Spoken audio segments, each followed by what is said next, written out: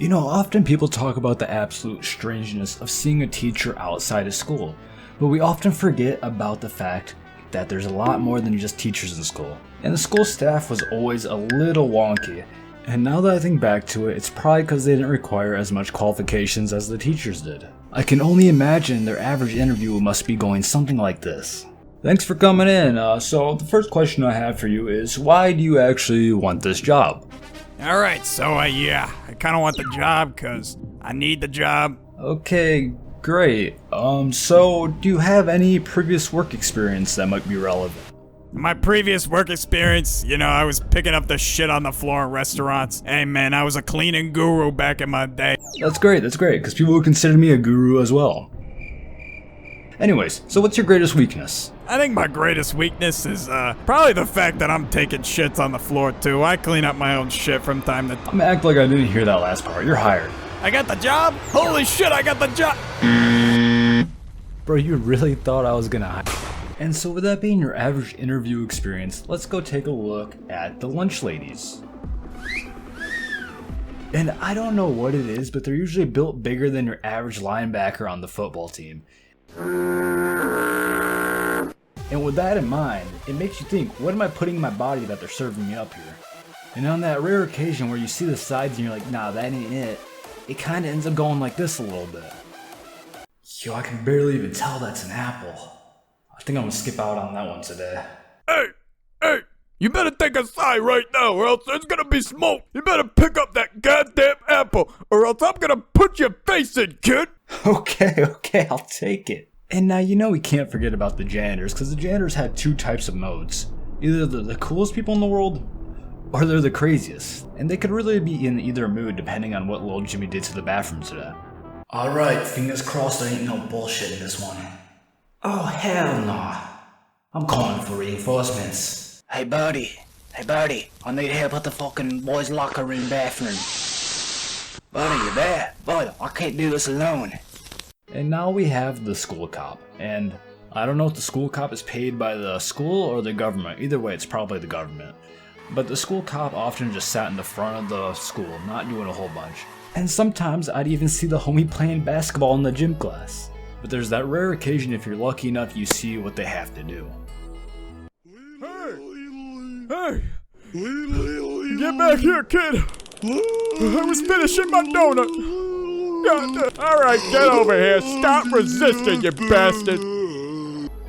And just like the school cop, we have this person who thinks he is the school cop, but in reality, he's just the hall monitor. And this dude always does something obnoxious whenever you get out in the halls, such as... Damn, bro, I gotta go to the bathroom so bad.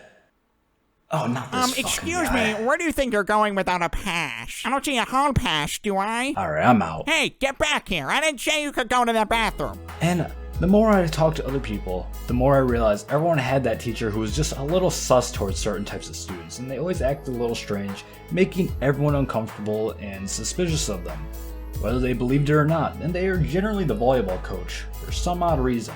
And this is based pretty much on a true story, with slight dramatization. A lot of times things go like this in their classroom. And this is why puppies are absolutely the best. Hey, alrighty, very good. A plus for you. Absolutely no bias whatsoever. Alright, Dorbol, you next. The acceleration of our technology throughout time. And this is what happens as we... Hey, will you take that coat off, will ya? I said take it off, goddamn! Your coat is such a distraction. You know what? Just sit down. You get an F. And now we have the least trustworthy person in the whole school staff, the school counselor. Anything you tell this person indirectly gets told to someone else, whether it be your parents, the police, or someone else that's probably going to get you into some trouble. And that's why you gotta be careful on what you tell them, because a lot of times it will end up going like this. Yeah, me and my girlfriend, we just broke up and I'm a little bit sad about it. Yeah, I know exactly how that goes. I feel for you and we're here for you. 6 hours later. FBI, open up!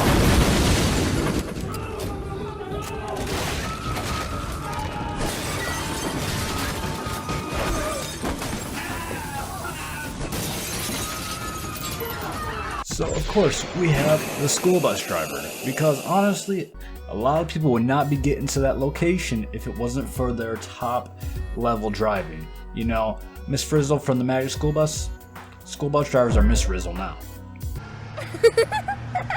Ah, shit, I just hit a kid. Alright, well, let's keep moving. I gotta get your little asses to school, come on. And let's not forget the school crossing guard. I don't know if they had these in high school. I highly doubt it unless you were in a certain type of high school. I got no words on that one. But they do help little kids get across the road without getting smacked by a 10-ton vehicle. So that's generally a very positive to society. Hey, alright, you guys are good to cross the road. Go ahead. Wait, he's not stopping. Oh, fuck. And now we have the principal.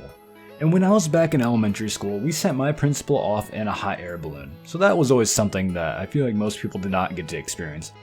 But besides that, generally when you go to see the principal, it's because you messed up in some major way, and it's usually not on the best of terms when you're gonna go see this dude. And oftentimes that meeting goes a little bit like this. So do you know why I'm actually asking for you to be down here today? You know, it's probably because you missed the past month of school. What do you got going on? Well, actually, hear me out.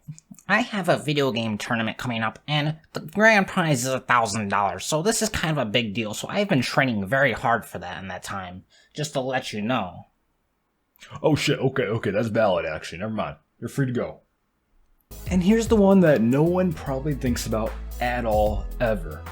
The maintenance crew. The people who take care of the soccer fields, the grass, everything, to make it look all pristine and nice for the school.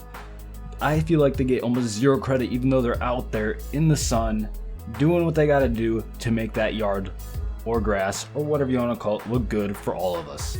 These people are exceptional class acts and they're making a difference that no one even seems to notice. Hey yo bro, hey, I just want to tell you, I don't think anyone ever gives you credit for what you guys do. Bruh. But I think we should all take a moment to realize what all these people actually do to create. We should all be grateful for what these people are providing, because a lot of times I don't think they get the representation or gratitude that most teachers do. Because teachers are the stars of the school system, let's be honest.